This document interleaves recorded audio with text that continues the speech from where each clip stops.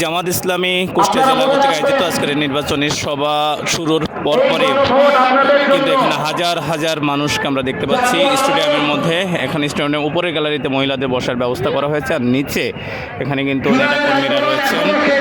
জামাতের আমির তিনি কিন্তু 10টার পরে আসার কথা রয়েছে, এখন এসে পৌঁছানোর আগেই কিন্তু মাঠে লোকারণ্য হয়ে গেছে।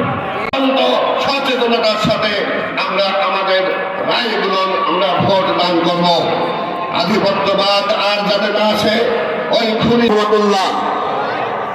শহীদ ঈদগাহে দেখো জমায়েত ভারী হবে দুনিয়াতে পুরো ইসলামী ফরমান জারি। আজকের এই উপস্থিতি প্রমাণ করছে যে এই দেশে অন্যায় জুলুম নির্যাতন নিষ্পেষণের অবসান ঘটবে।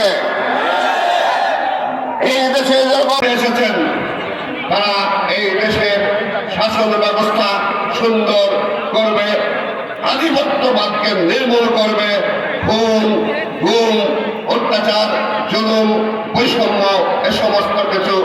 জোটের সম্মানিত নেতৃবৃন্দ